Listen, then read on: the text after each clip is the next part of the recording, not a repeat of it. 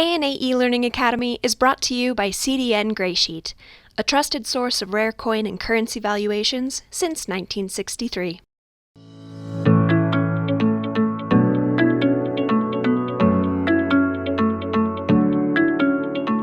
Welcome to Summer Seminar. My name is Andy Dickus, and I'm here at ANA headquarters in Colorado Springs. Thanks for joining us for the eLearning Academy Summer Seminar Series. For those of you who have been out to Summer Seminar before, you realize that this is not ideal and that there's nothing really like Summer Seminar in terms of learning and numismatic camaraderie. So hopefully we can welcome you all to Summer Seminar here in Colorado Springs next year. But for now, we're making lemons out of lemonade. I'd like to thank the Graysheet for the continued sponsorship of our eLearning Academy. Today, we have a very interesting subject from a very good educator and presenter, the coinage of Roman Egypt, a survey. Kerry Wetterstrom is an ancient coin expert. He is a longtime Summer Seminar instructor. He's also written numerous articles and has served as editor of many quite a few ancient publications, journals, articles, things like that. So he is going to be presenting for about an hour. Like I said initially, for any questions that you have, specific questions for Kerry, please post them in the Q&A. If you just have a general comment, please use the chat feature. So with no further ado, I'll pass it over to Kerry. All right, thank you, Andy. So this is a sort of an ambitious subject, the coinage of Roman Egypt, because the coinage lasted about 300 years, roughly. And so I'm going to try to give you an overview of that today. And what I'm going to use for my slides is coins from a collection that we sold back in 2018 at C&G, Triton 21. And it was the Giovanni Maria Staffieri collection. And Mr. Staffieri is a longtime collector, resident of Lugano, Switzerland. And what he did was that he picked out 273 coins from his collection, which is actually much larger, and wrote a book about them. And it's a rather impressive book. You know, it's in the European A4 format, and it's about 3 inches thick. And for each coin, he devoted, 2, 3, maybe 4 pages. So then after he wrote the book, he consigned those to us. And then I wrote a catalog based on his book, but also based on how, other things that we've done in the past and other references. So that's what you're going to see as far as the coins. Now, I didn't use all of them, but I used the majority of them.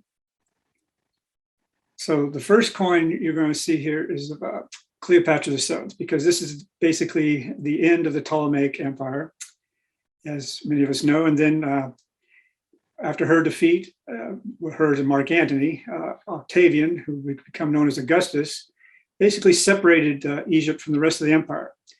In fact, he made it an illegal act for any other Roman senator to step foot on Egyptian soil, because he was trying to protect what was the primary grain source for the Roman Empire. So Egypt was very important to the Roman economy up to this point, and will continue to be so. So at the same time, and this is a coin that he then issued, it's based on the Ptolemaic standard of 80 drachmae. And it's very similar. If you've noticed, the reverse type is basically the same as what you just saw. The only difference is it says Sebastos, which is Greek for Augustus. So he introduced this. And here's a 40 drachmae, a smaller denomination, which again is the Ptolemaic standard. Here's what we're calling the Dioble that is issued for his wife, Julia Augustus, otherwise known as Livia. But then it didn't take long, basically with the Emperor Tiberius, to introduce what became the Alexandrian denomination system, which consisted of a tetradrachm, a dram, a hemidrachm, a dioble, an oble, a dichalcon, and a chalcon or a chalcus. Now, the tetradrachm was the primary largest denomination. It was originally supposed to be silver, and it was pretty good high silver up until about Nero, when he drastically reduced the silver content. And after that, it basically becomes what we call billon. And billon is roughly 35 to 50% silver. And then sometime, I guess it was right around the Emperor Elagabalus, they reduced it even further to where it was less than 10% silver, And that's why we call those potent. Potent indicates that it's less than 10% silver. And then your other bronze coins were the drachm, which the drachm is the largest one, 32 to 36, or based on the Greek drachma, 32 to 36 millimeters in diameter. So this is basically not quite the size of a US silver dollar. And because it was the largest diameter, it had the most variety of reverse types. And that's one thing I'll try to emphasize today. And then there's a hemidrachma, which is a little bit more scarce. You don't see many of them.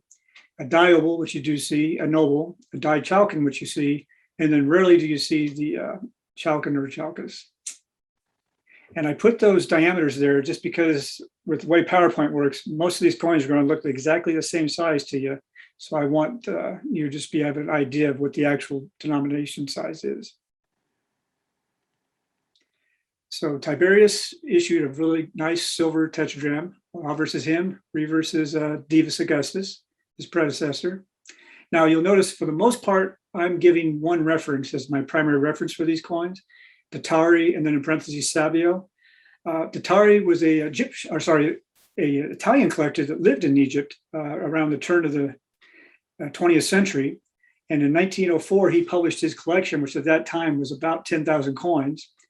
He continued to collect, though, and by the time he was done, he probably had 20,000 plus. Typical of a book from circa early 1900s, it has very few plates.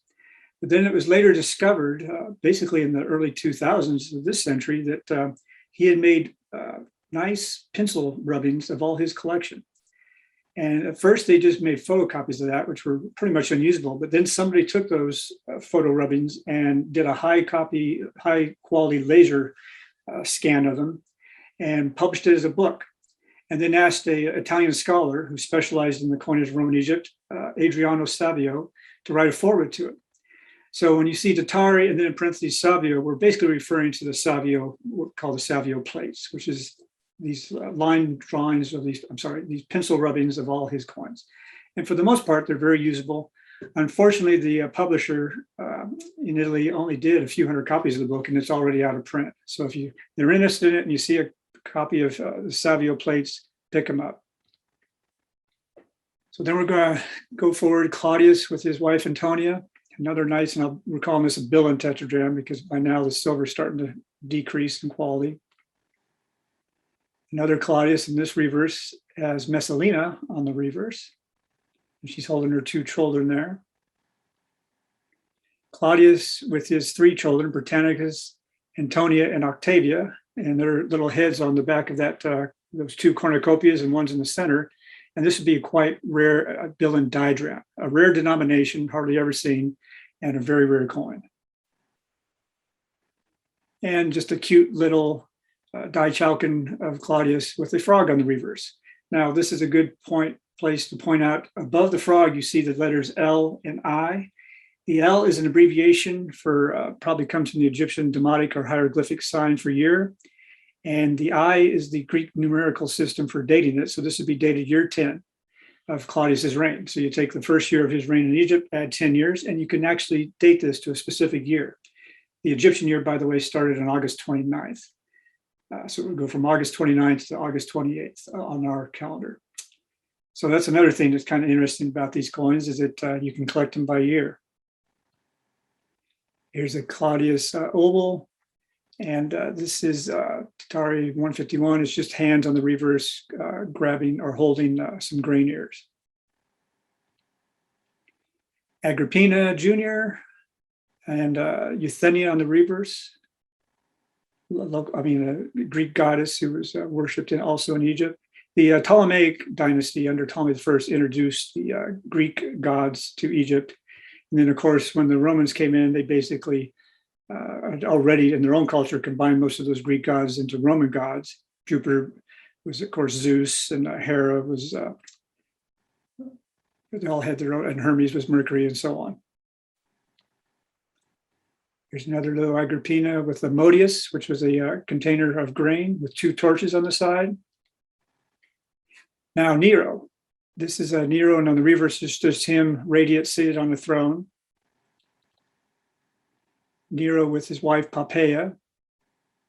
This one has the year, and it's actually not just spelled out completely, but almost ENA for Enitu. Normally, you would have probably expected to see a theta, but the theta was bad luck because it was the first letter of the god of death, Thanatos. So oftentimes they try to avoid using theta for the year and would spell it out for year 9 coins. Here's Nero wearing a radiant crown, but the reverse is Serapis, who would become a primary deity in Roman Egypt and also throughout the whole Roman world at that point. Serapis, along with his wife / consort Isis. And Serapis is always denoted by wearing that modius on his head. So if you see this gentleman who kind of looks like Zeus, but he has that modius on top of his head, that's Serapis. This coin is actually a little bit of a commemorative issue. It shows a galley on the reverse with some dolphins there. And the legend, which is hard to see, it's pretty much off the flam, was Sebastophoros, which means a bearer of the Augustus. And this is commemorating Nero's trips to Greece and elsewhere. Here's Nero with Divus Augustus, Nero with Tiberius, Nero with Herargia. And now this is a very rare coin. Probably the first emperor to issue a bronze dram was Nero. And I've only ever seen a handful of them, and they all have these holes. And the explanation for the holes has never been adequately or convincingly explained. There's been several theories. I've heard several theories. I just had a gentleman call me the other day and asked what was up with those holes, because his comment was you usually see them just on the rarer pieces, which is true. They're usually pretty well placed, though, and they're done in antiquity. These are not recent holes. But one theory was that they sewed the coins into the lining of their clothes, kind of like some people do today in certain cultures, a way to hide them and also carry them. Another theory was that they think that but I've never seen archaeological evidence that they think that these were sewn onto the mummy wrappings. But again, I've never actually seen any archaeological evidence for that. But the holes are there, and like I say, they usually just appear on some of the better either emperors or types. Another possibility is that it was actually a collector, maybe an ancient coin collector. And how did he store his collection? Well, he nailed them to the wall. Here's the Emperor Galbus, a Villain tetradrachm. On the reverse is the local personification of the city of Alexandria. And she's usually shown wearing that elephant skin cap. And on the top there, you see the little trunk of the elephant. This is a dram of Galba. Actually, these are pretty scarce also, and that's Victory, or Nike, on the reverse. Galba showing Nilus, the god of the river Nile. And that's a hemidram. This is a Dioble, and that's Isis, the wife of Serapis in the Greco-Egyptian Roman pantheon. And she's usually donated, you can tell what her attribute is the horns up here in the disc.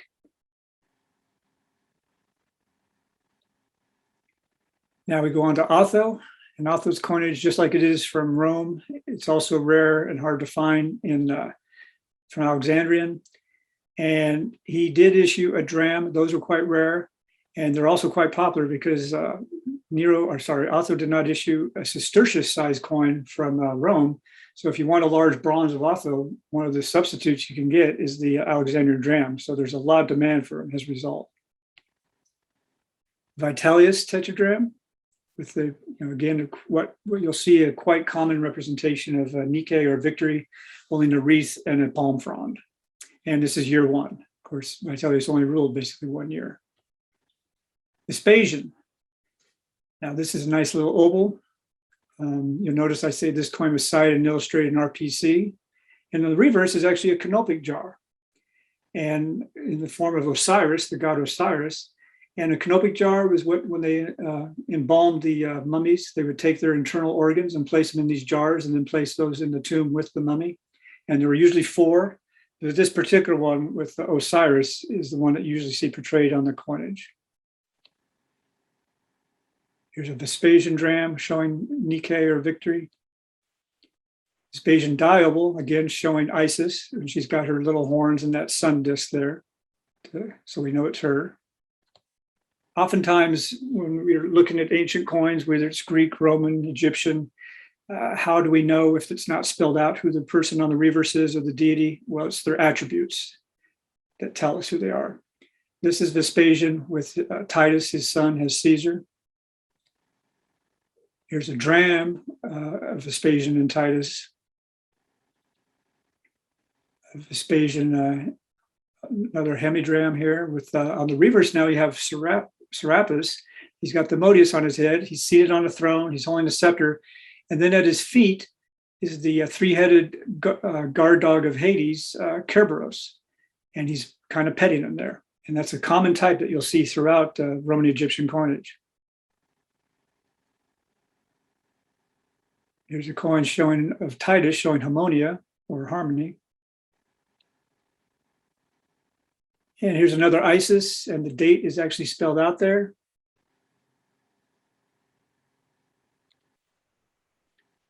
Here's another one.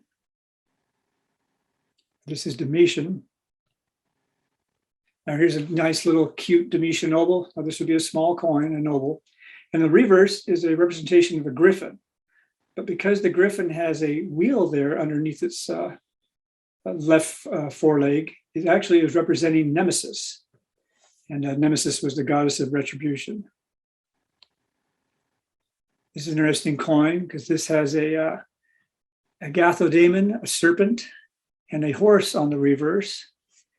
And this particular coin here is actually a popular type, but also a pretty scarce type.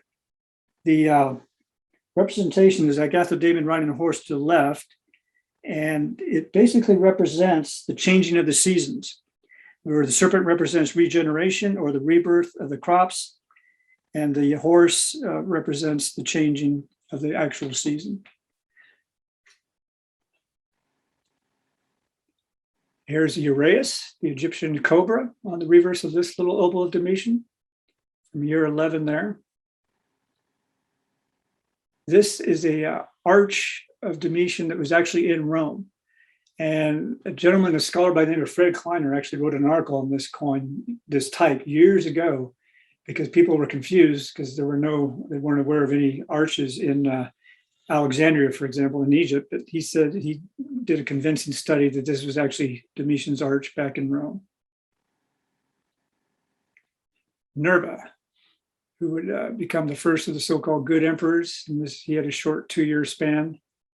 His coinage is fairly scarce and pretty much just limited to the tetradrachm. Then Trajan. Now, Trajan would issue a lot of coinage over his reign, which was from 98 to 117 AD. This is a large dram. On the reverse is a representation of the river god Nilus. And he's got the crocodile there below him. He's holding a cornucopia. A little genius is coming out of the top of the cornucopia and pointing towards the Greek numerals for 16. And that's important because that 16, in this case, represents 16 cubits, which was the optimal height of the Nile during inundation. And that was important to the Egyptians because if they had an inundation during flood season of at least 16 cubits high, that meant that there would be enough silt brought down river that would help enable them to grow their crops. And the actual date for this coin is year 4, which is down there below Nilus and below the crocodile and what we call the exurge. Just another nice dram, but this one shows the emperor in a quadriga of elephants. And if you'll notice, a lot of the times, one reason why I used the Tatari reference is that Mr. Staffieri tried to buy coins from the Tatari collection whenever he could. And that collection was broken up in the 50s. And several wealthy collectors bought a large part of the nicer coins. And then Mr. Staffieri was able to buy them from them. This is a dram showing spades, or the Roman spades, or the Greek elpis, which represented hope. Here's a dram showing the emperor on a horseback with his lance or spear, which is a real common type, not only for Alexandria, but also from the Roman Empire. Here's a Nike, or victory, assembling a trophy of arms, which again is a real common type throughout the Roman Empire. This is a representation of Tyche, and we can tell it's Tyche or fortune by the fact that she's holding a rudder, and usually a cornucopia also. Now, this is an interesting coin because it shows Isis on the reverse, and she's suckling the infant Harpocrates, which is her son in Egyptian mythology by Horus, or the Greeks called the infant Horus, Harpocrates. And why this is important is that basically, eventually, this became the inspiration for the Madonna suckling the infant, nursing the infant Jesus. And there's been a lot of art historians that have written about this type. Again, another victory assembling a trophy or crowning it with a wreath. Another type of the emperor in a quadriga of horses. The previous coin was a quadriga of elephants. This is the emperor.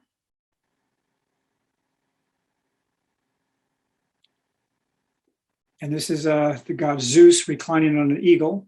And of course, the eagle was the attribute for Zeus, or as the Roman calls him, Jupiter. This is another representation of Zeus or Jupiter enthroned with his eagle there, and he's holding a little Nike or victory. This is Nilus being crowned by his consort or his wife, Euthenia. That's a representation of Hercules holding a victory. This is actually a really rare coin now. It's a drachm of Hadrian. It's early from his reign in Egypt, dated year 8. And it's a representation of a statue on top of a column. And this is a coin that Mr. Staffieri actually wrote an article about. And I'll look it up here. By the way, so obviously we're going through these slides rather quickly.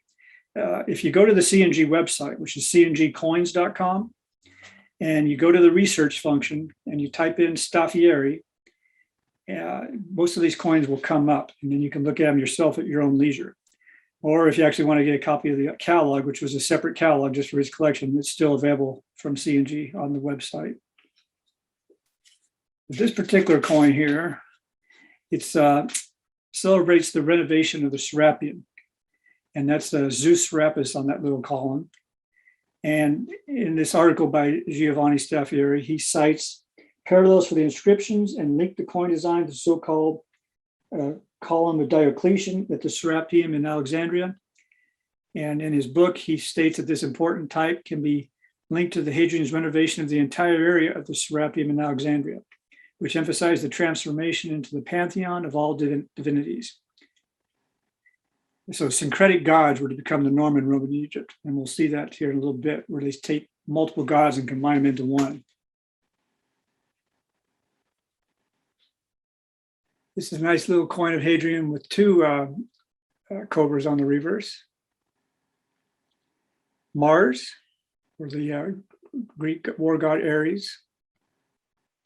Another little, this is actually a dichaukin, and it's from a gnome. And this is the only coin of a gnome that Staffieri put in his book, and therefore in this collection. I'm certain he owns more, but it's a little dichaukin. And how do we know it's a gnome? Because it has the first three letters of the gnome name down there in the exurge, H, rho, or would be a P, which is kind of messing there, because probably it was filled in the die, and an A. So Hera, Heraclea Polites gnome. And there were 42 gnomes in Egypt, and they were administrative districts, much like our states are. And at one point, basically starting with Domitian, but continuing through Hadrian and Antonius Pius, they issued all these coins that were pretty much commemorating those gnomes. And for a long time, people thought maybe they were actually struck in the gnomes themselves, but now we know from obverse die linkage that they were all struck at the Alexandrian Mint, and probably were meant just to be commemorative. This is a nice little bill and tetradrachm of Hadrian showing a mummy on the reverse in the form of a god Ta, Soker, Osiris. Hadrian with his wife Sabina. Very nice Hadrian drachm with Zeus reclining above the eagle wings, and the eagles standing on the thunderbolt, another symbol of Zeus. This is an interesting coin because it actually shows Harpocrates And one way we can tell it's Harpocrates is because he's pointing at his mouth. And he became, as a son of Horus and Isis, he became important. Another Fortuna or TK on the reverse of this Hadrian Dioble. This is a very common type. Hadrian actually visited Egypt right around the time period that this was issued, the 15th year of his reign. And he issued a whole series of tetradrachms and drams commemorating that visit. And usually it shows him, in this case on the right, being greeted by the city goddess Alexandria on the left. There's the bronze showing the same thing, except in this case, Alexandria is actually kissing his hand. Here he is on a barge, which would probably commemorate the fact that he did take a barge down the River Nile. Hadrian with another representation of him with his wife, Sabina, different hairstyle for her, so it makes it a little bit more scarce of a coin. Here's a Hadrian dram showing the river god Nile. So in this case, the god is seated on rocks, and under his elbow there is a hippopotamus. Another one, but under the elbow is the crocodile. And here's flipped around where he's sitting on the left with the crocodile there and being greeted by Euthenia, his wife. Another very good representation of Isis suckling Harpocrates. This is a temple, and in the stele there, which is basically a marker, it says Hadriano, and it's Serapis greeting Hadrian. Nice little piece. Now this would be, since he's shown, let me look this up, just make sure I get this correct.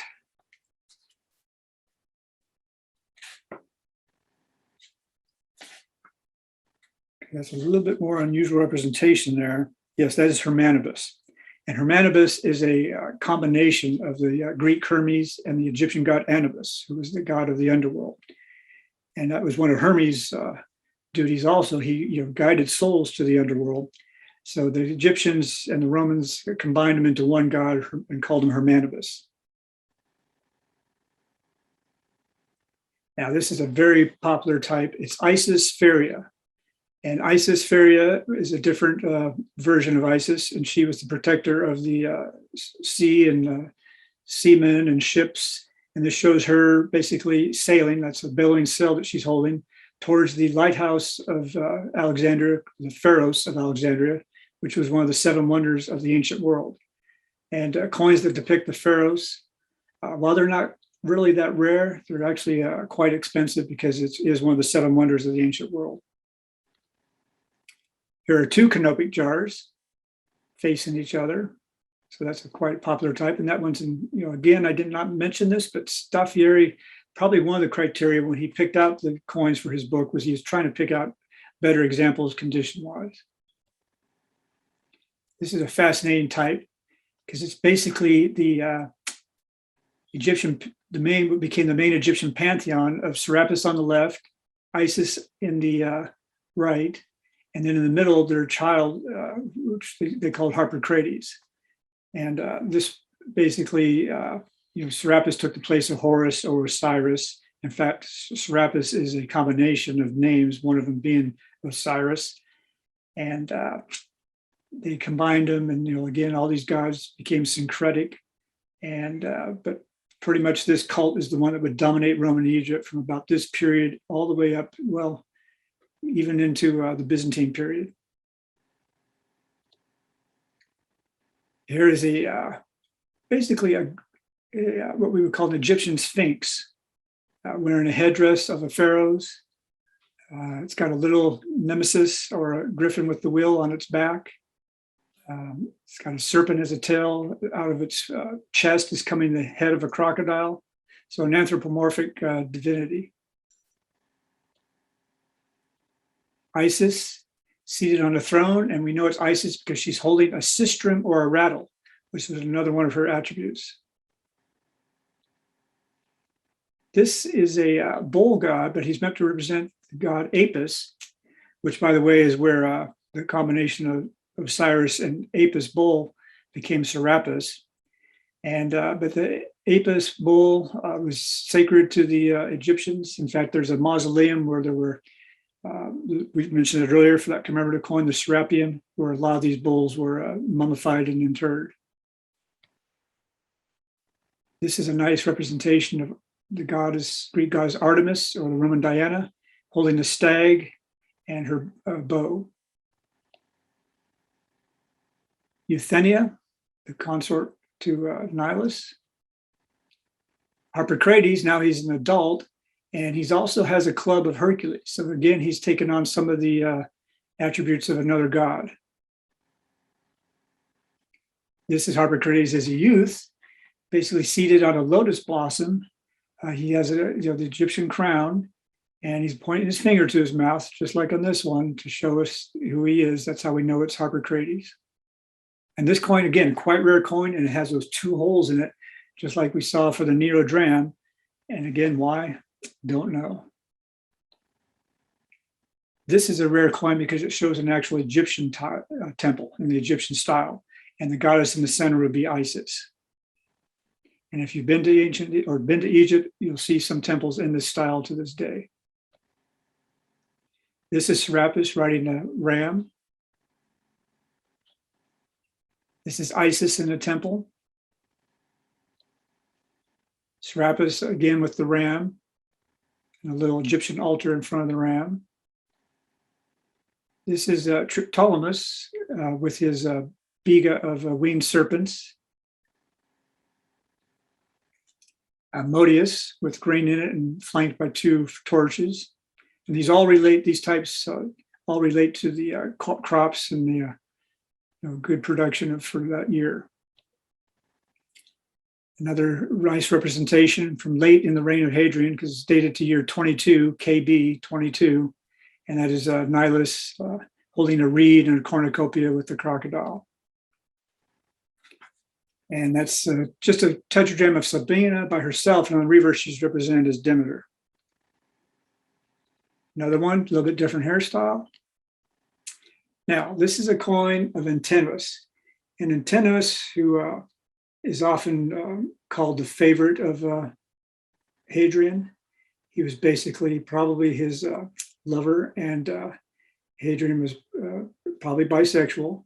And he, on his trip to Egypt, Antinous accompanied him, and through some kind of accident, we're not quite certain what, it might not have even been an accident, he drowned in the Nile. So immediately he was proclaimed a god, and a huge cult was set up in his honor by the emperor Hadrian, and they even named a city after him in Egypt. And coins were struck throughout the Roman Empire honoring honoring Antinous. And on the reverse, he's always portrayed as Hermes. And so he's holding the caduceus there, which is one of the attributes of Hermes. And his coinage is fairly scarce, maybe a little bit rare, but quite popular. This is a nicer drachm, very well done stylistically. You're showing him there. And on the obverse, and then on the reverse again, he's Hermes on horseback. A little bit different coin. A diol, so this is a smaller coin. A diachalcon, so this is a small coin, smaller than a dime. So it basically, the reverse is just the winged caduceus of Hermes. This is interesting because I mentioned that they named a city after him, and this is a little lead token from that city. And it's quite hard to see what it actually is, but on the right there, that reverse is showing Antinous. This is Aelius as Caesar, who is going to be the successor to Hadrian, but he died before Hadrian did. So that wasn't meant to be. And what happened then, of course, is that he adopted Antoninus Pius. But Aelius did live long enough to issue some coinage as Caesar.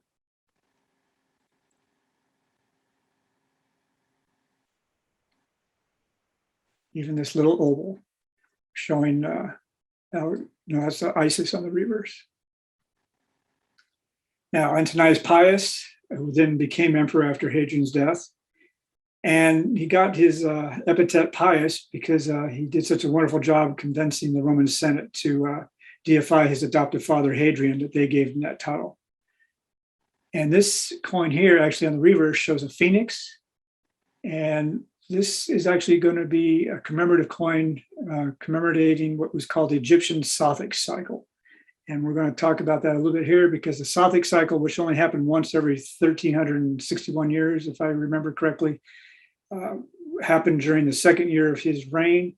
And a lot of the coins that he issued are thought to be commemorative, especially a lot of the Zodiac types, which we're going to look at, and some of the other commemoratives. This is just a nice early tetradrachm of him with that Osiris canopic jar on the reverse. Serapis. This is the goddess, Greek god Dikeosine, and she was the god of justice. That's why she's holding those skills. Nilus, the river god, riding a hippopotamus. This is a really popular type.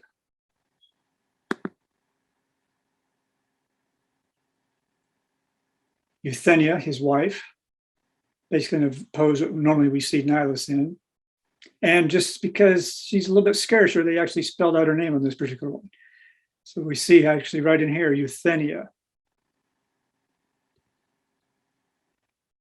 This would be TK reclining on a couch. But she, again, we know it's TK because she's holding that rudder right there. Serapis with his dog Kerberos. And this one, this year is spelled out, 3, Tritu, for 3.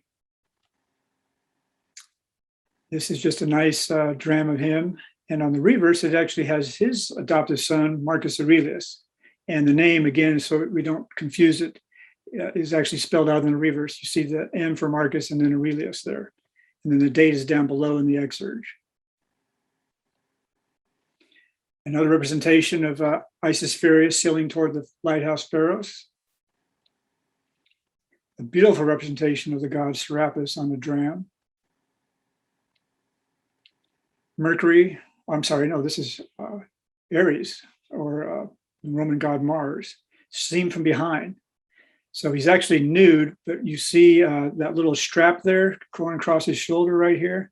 That would be his sword strap, called a Balteus. Kronos. And this particular god is associated with the planet Saturn. And of course, Kronos, where we get chronometer and time from.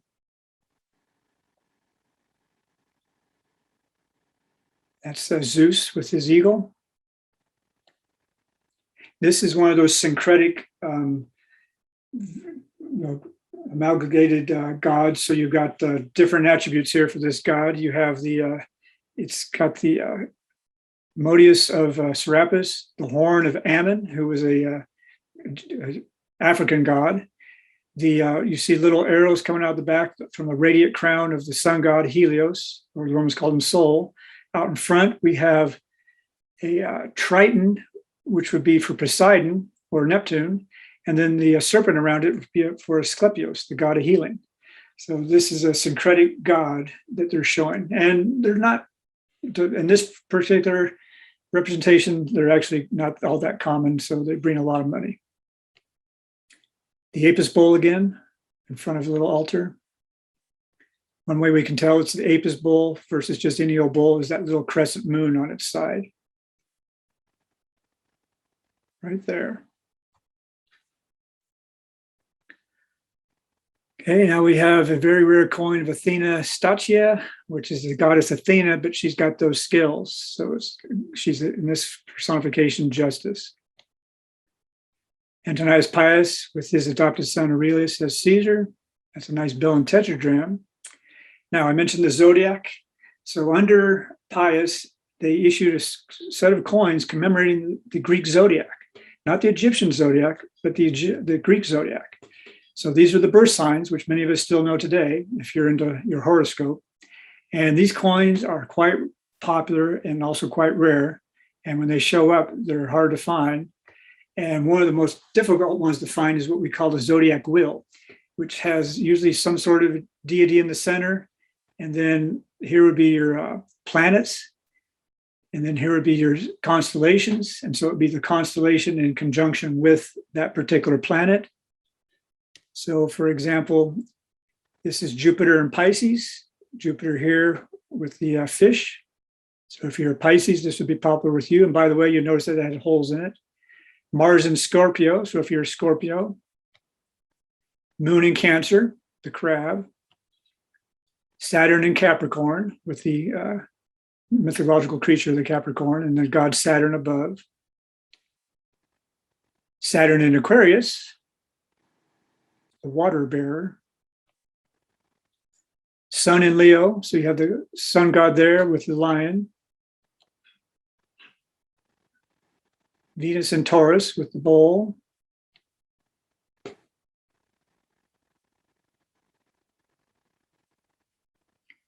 Now, that was it for what he had for the 12 signs of the zodiac. There obviously were 12 there, but you can, it's been quite difficult for most collectors to try to get all 12, but it can be done. Now, this is just a little oval, and it shows a dolphin around a trident. Another representation of Isis Feria, but without the lighthouse shown. Another Isis suckling Harpocrates. This is a Zeus Almond.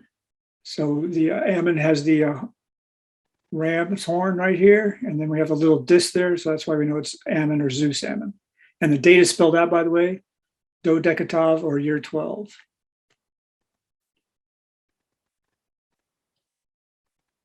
This is an altar of Agathodamon. And this altar probably did exist somewhere. The serpent Agathodamon, who was a good luck serpent, but with the head of Serapis, an interesting type that you'll see from time to time.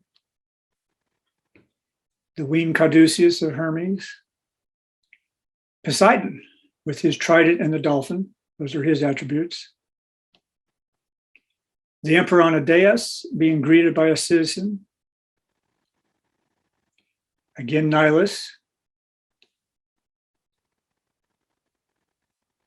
That would be there. That is Asclepios, because you barely can, well, you can see down there he has his staff with the serpent entwined around it. Really interesting type, one of my favorites. This is Isis Sothis. And Sothis or Sirius represents the dog star. And she's riding him. Side saddle. And this is probably one of the finest that I've ever seen for that particular coin type. Most of the time you see them and they're very well worn. This is a barge showing the various deities, Serapis being the main one in the center. There's probably about 5 different deities there in that coin, a quite rare type. Antonius Pius with his daughter Faustina Jr. A type of Hermannibus. And he's got the different attributes for Hermannibus, and one of them being the jackal down here to the left, the little dog, which is the personification or the attribute of, Anubis, the Egyptian god of death. And then Hermes, the Hermes part is the caduceus there and the palm frond. So this is one of those syncretic deities, Hermannibus. And there we have a nice little tetradrachm showing Serapis vis-a-vis his wife Isis. And this is a very rare type because it's a facing bust of Serapis. And in ancient times, the hardest types to engrave were facing busts. So you don't see too many of them. Labor's Hercules, I mentioned this earlier. This was a set. Now these, I should have mentioned this. When we looked at the zodiac signs, those were all issued in the 8th year of Antonius Pius's reign in Egypt. These were issued starting in his 4th year and continued almost all the way up to the end of his reign. So here we have the Nemean lion, the first labor of Hercules, and that's him, wrestling the lion there. This is the Lernaean Hydra, although it's a unusual representation of Hydra. The Cyrenian hind, that's him, the hind with the golden horns and the hooves that he had to chase for a year before he could capture it. Hercules shooting at the Stymphalian birds. Wrestling the Cretan bull. This bull was the father of the Minotaur. The mares of Diomedes. This is one of the more gruesome ones. These were man-eating horses. And their master was the son of the war god Ares, or he's known as Diomedes. And basically he killed Diomedes and then let the horses feed on their master. And by so doing, was able to subdue the horses. It tamed them. Here he's removing the golden girdle of Hippolyte, the queen of the Amazons, after he defeated her. The cattle of Geryon, the monster who had these cattle, and he had to defeat the monster and then take his cattle back to his taskmaster, the king Eureus, to show that he accomplished the labor. The apples of the Hesperides, and there he's removing the apples from the tree. That's a serpent there that's protecting the tree. And finally, the last labor was the capture of Kerberos, the three-headed guard dog of Hades. And that shows him dragging Kerberos from the entrance of Hades there, which is basically shown as like a tunnel. And that's probably of the 12 labors. Now, again, he did not have all 12 there, but if you were going to try to collect all 12, this is one of the toughest ones to get, especially in decent condition like this. Also, at the same time, they issued some other mythological and pictorial types under Pius. This one here is Hercules and the Centaur Pholos, which is not one of the 12 labors, but it is one of the part of the mythology of Hercules. The Judgment of Paris, where Paris was chosen to be the one who decided who was the fairest of them all between Hera, Aphrodite, and Athena. And of course, he picked Aphrodite because she promised him Helena of Troy as his wife, and that has resulted in the Trojan War. So this is basically a representation of the Judgment of Paris, which led to the Trojan War. And as a reverse type, it's quite rare for not only Egypt, but from other cities during this time period. This is the Rape of Persephone, with Hades taking Persephone, the daughter of Demeter, back to the underworld.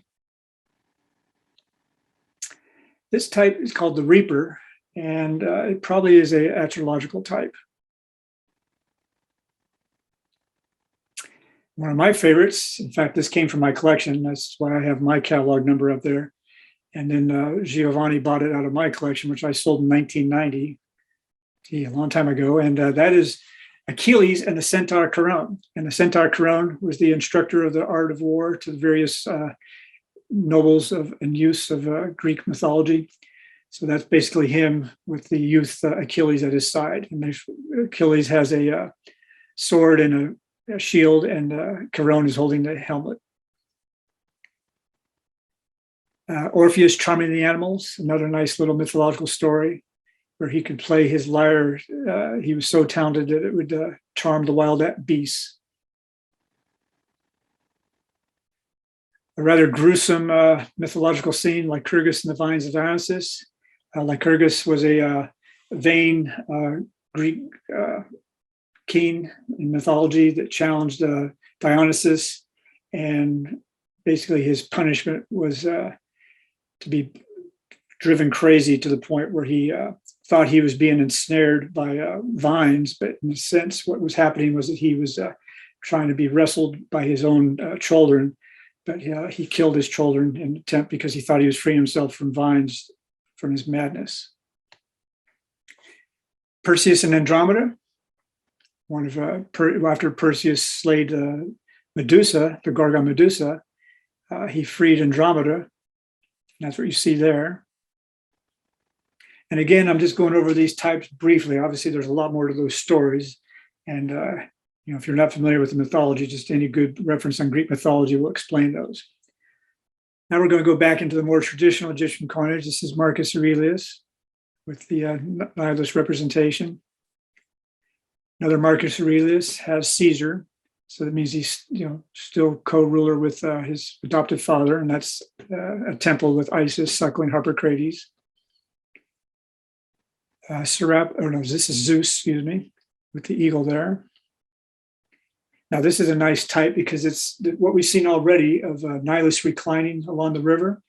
But what we haven't seen up to this point is this little thing behind here, and that's called a nilometer. And again, this is where in ancient times, and some of these still exist to this day on the River Nile, they would mark the height of the flood and help them track over the centuries the different flood seasons. The two serpents again. Hermes, I'm sorry, no, Mars or Ares, the war god. Moneta, and here, because Moneta is kind of an unusual representation, money, she has her scales and the little coin purses down there below the scales, and her name is spelled out so we don't confuse her with like Deucalione. Euthenia,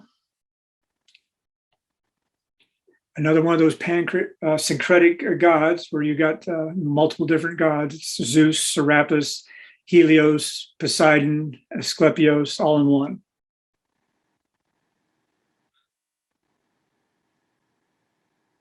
Nice little hemidrama of Faustina Jr.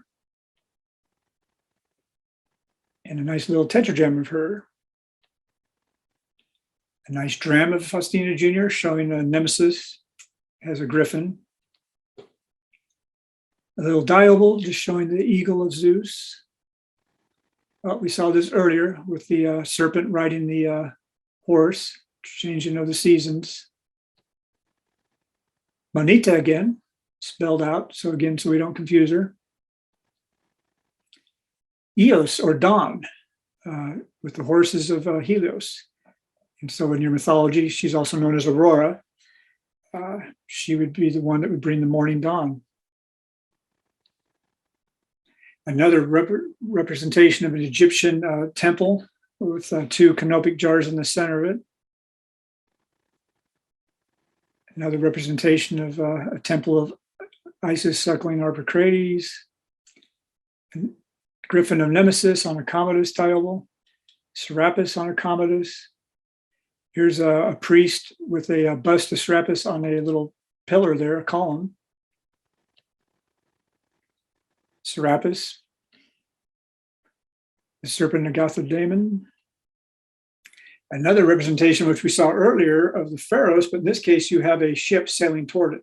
So this coin, it's not that rare, but it is expensive because, again, it shows one of the seven wonders of the ancient world. Selene, the moon goddess, with a crescent moon, so we know it's her.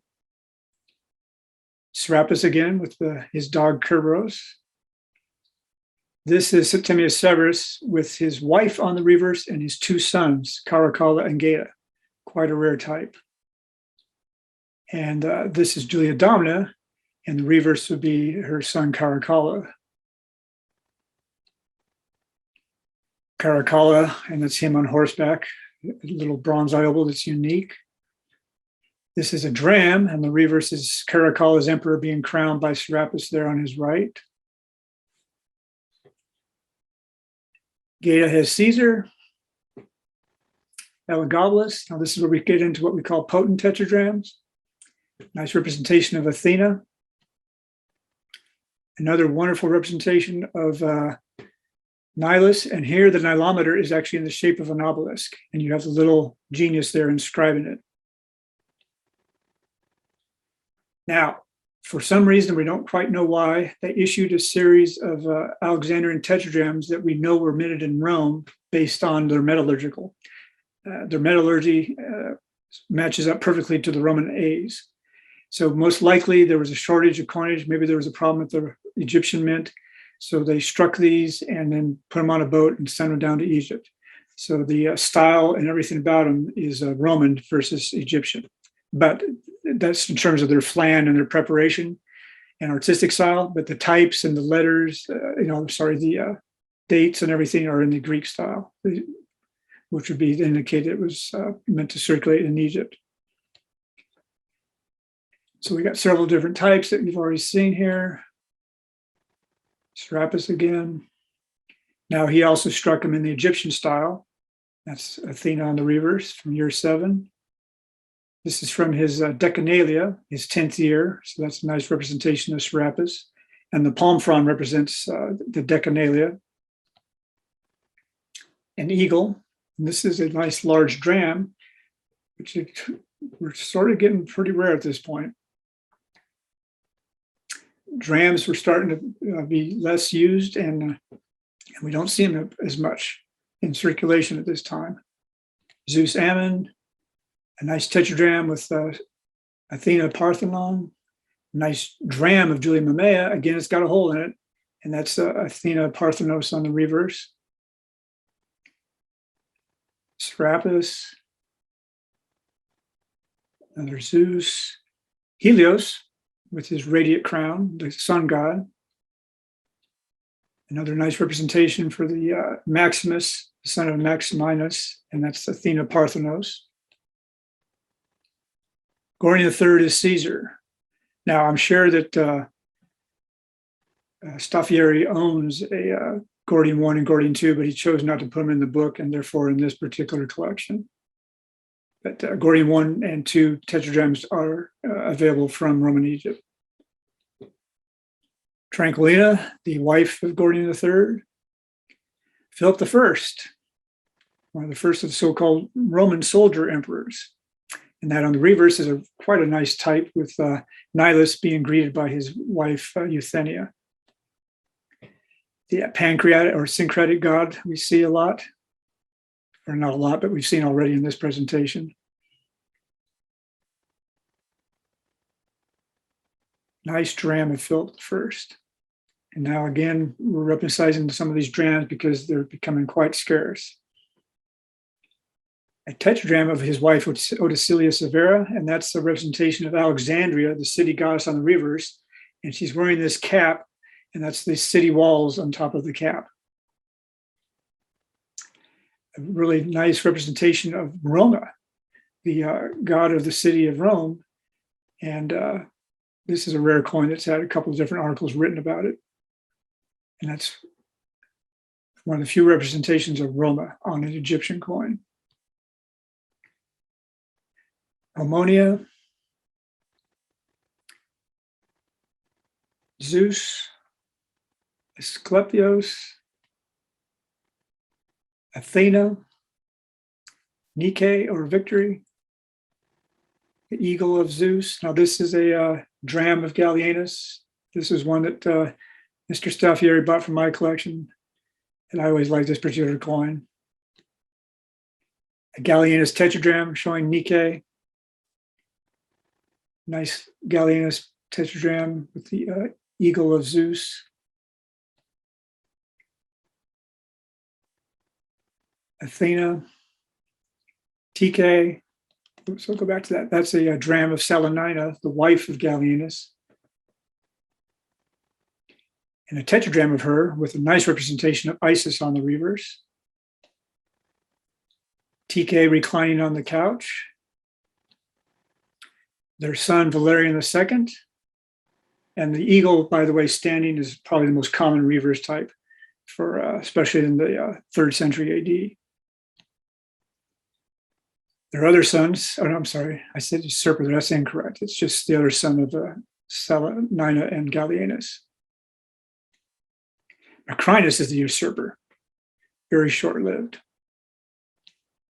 along with his brother Quietus, 260 to 261 AD. Claudius II, nice reverse type there of Harpocrates of Pelusium, the city of Pelusium, with a little pygmy there. Hermannibus, that is Nilus in the foreground with his wife Euthenia in the background, side by side or conjoined portrait. Quintillus, Aurelian with Vaballathus. Vaballathus and his mother were usurpers from Palmyra. And while Aurelian had other problems throughout the empire, he basically had a little bit of a joint rule with them. And then once he was done with the other issues, he would go to Egypt and he captured, probably put him to death and captured Zenobia and brought her back to Rome. This is probably one of the last drams we're going to see. It's a reduced drams because it's a smaller size, and it has vis-a-vis portraits of Aurelian and Babylathus on the obverse.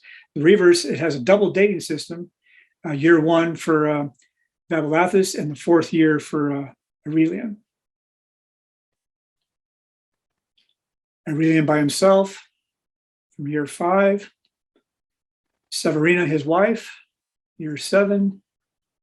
Zenobia the usurper, she did issue some coinage just for herself. That's a rather nice one with ammonia on the reverse. One for the son, Babylathus. Diocletian. So now we're getting towards the end of the Alexandrian coinage.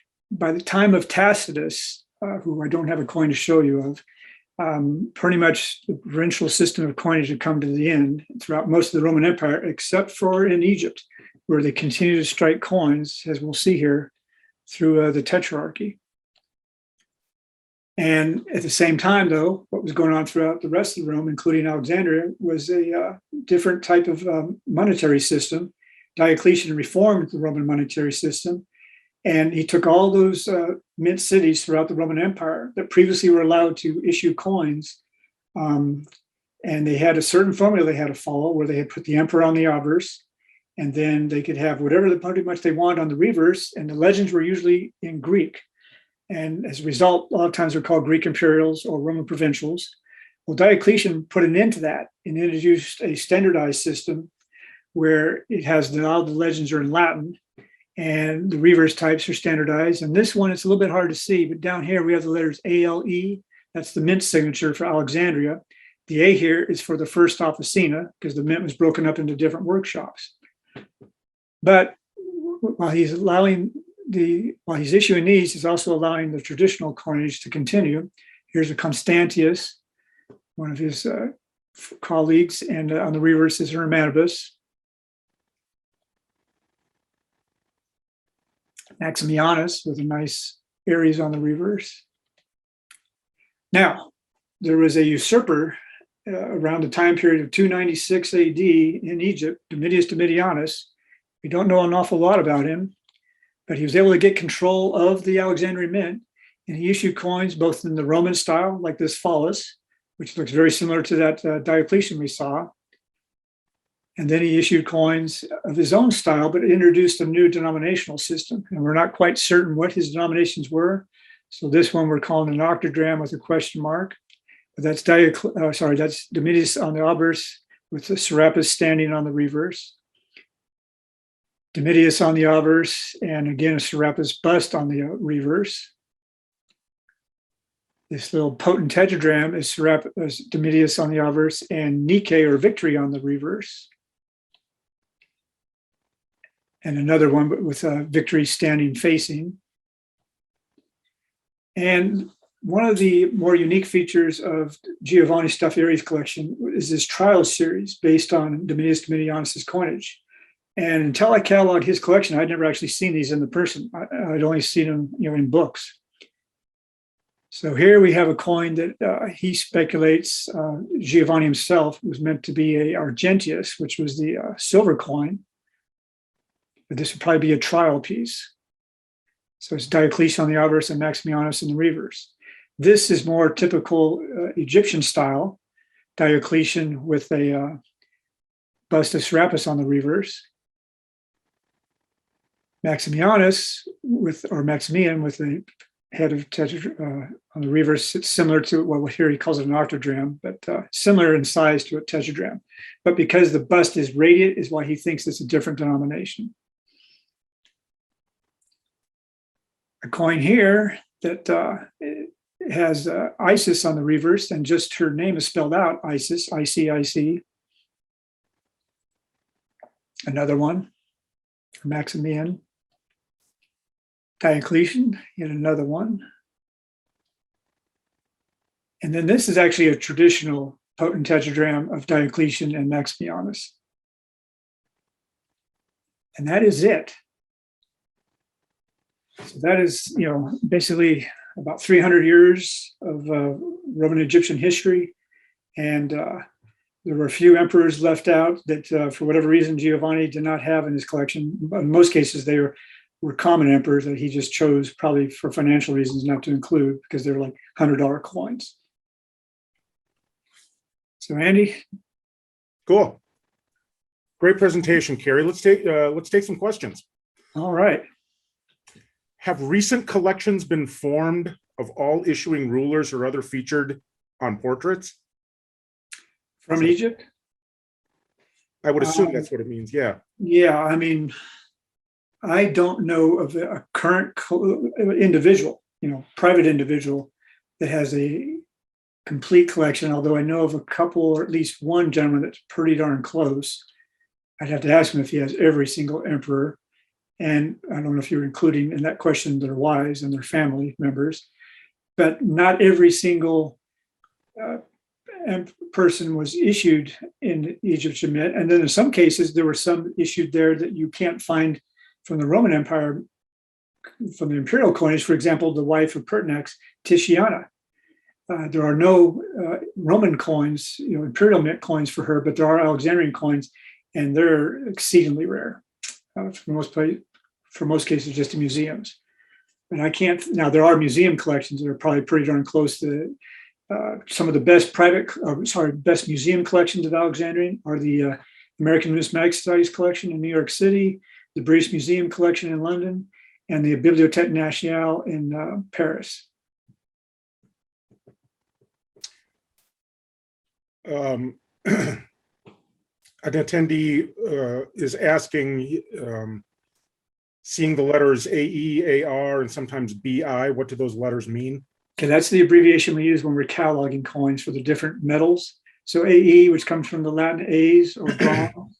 So it's a bronze coin, which is usually an alloy of copper, and so that's what we call that AE. And then the BI is for Billion, which I mentioned at the very beginning. After basically Nero, the silver content was reduced to such a level where we don't want to call them AR, which is from Argentum for silver. So AE for bronze, AR for silver, BI for Billion, and then the potent, which I spelled out, is the ones that are basically have hardly any silver at all. What differentiates gnome coinage from regular Alexandrian coinage? Well, the one piece that Staffieri had the letters of the gnome on it.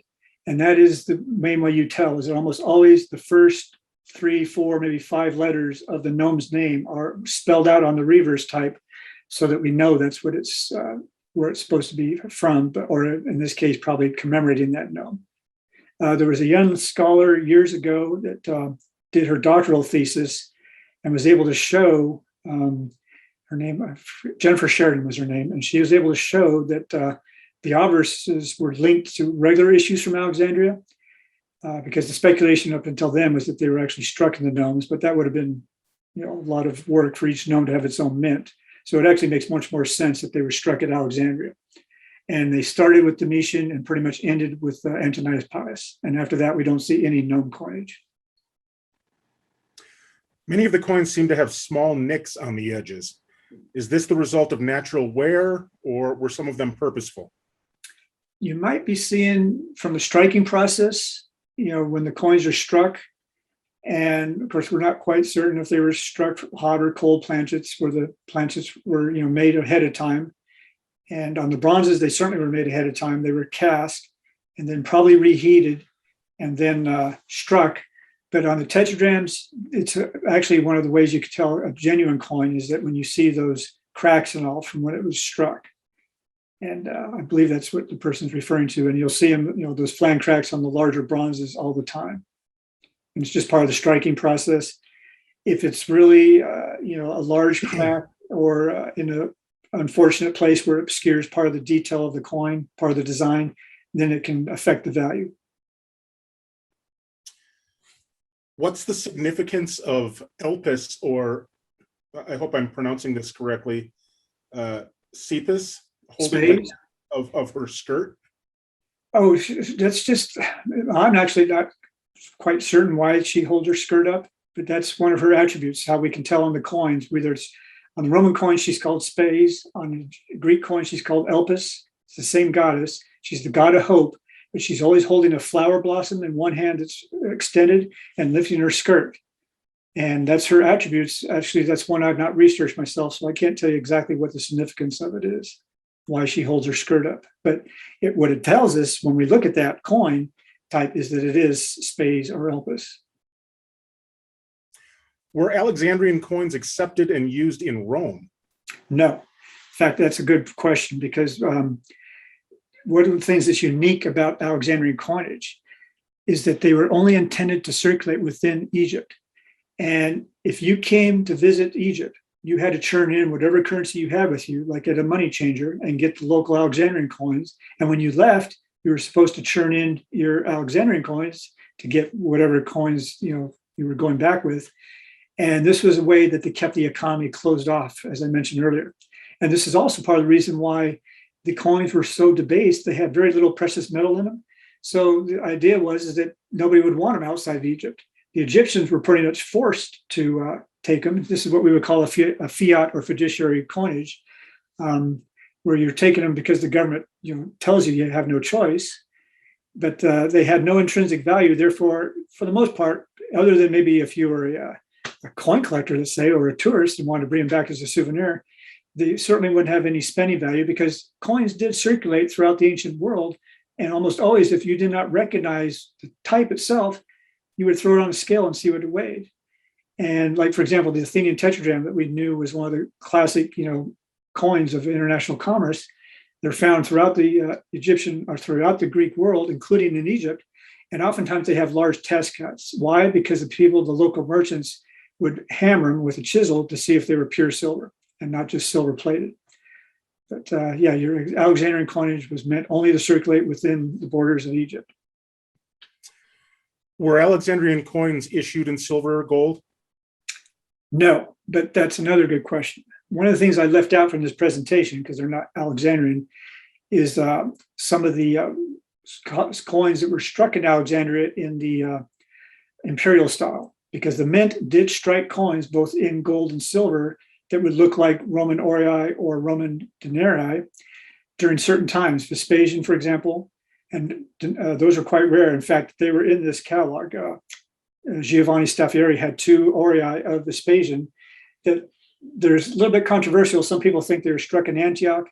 Staffieri himself thinks they were struck in Alexandria, because that is where Vespasian was proclaimed emperor by his troops. And then under the Emperor Septimius Severus, there are a lot of denarii. They're actually available, not that rare, that were struck in Alexandria. And even though they don't have the Alexandrian mint mark on them, we know based on stylistic similarities to the tetradrachms that they had been struck in Egypt, because the portrait of Septimius Severus is dead on for the portraits that you see on the bill and tetradrachms. And the reason why they would have struck these denarii was probably for the legions, the troops that were stationed there, because they would be stationed throughout the empire. And when they left, they didn't want to take this be paid in worthless, Alexandrian coins. So they would be paid in denarii, and then they could take those with them when they left. So those are the exceptions to the rule. Okay, last question here, everybody. It's about common themes in collecting these coins. All one denomination, everything from one ruler, everything with one god. How do people collect these? Well, they collect them always. When I collected these, and I sold my collection in 1990, I really focused on those large drams of Antonius Pius. And one of the things I was able to achieve as a collector was to get a complete set of the Zodiacs and a complete set of the 12 labors of Hercules, and then quite a few of those other mythological types. And the only reason I was able to do it was that there was a complete collection sold as part of the Johns Hopkins University, or the Garrett Collection.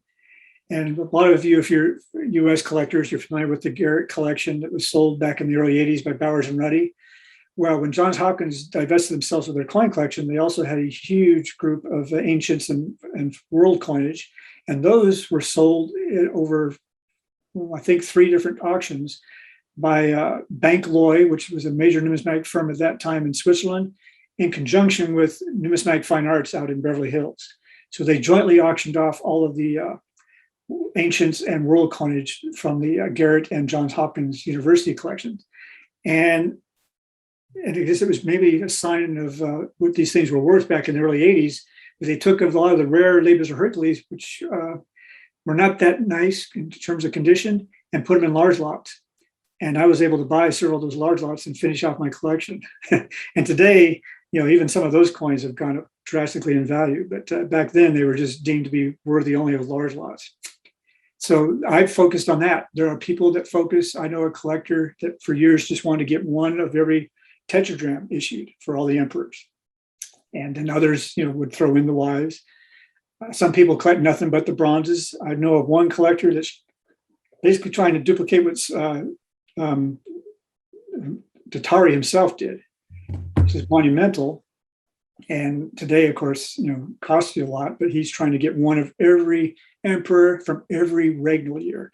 So for Antonius Pius, who reigned, for 20 some years in Egypt, he wants to get every coin, every type for every year. Think of it as somebody that, has that, what I call the Lincoln penny board mentality. You got your Whitman folders and you got to get every single date mint mark. Well, that's basically what some collectors are trying to do with Egyptian, because it's possible. You can collect them from every year.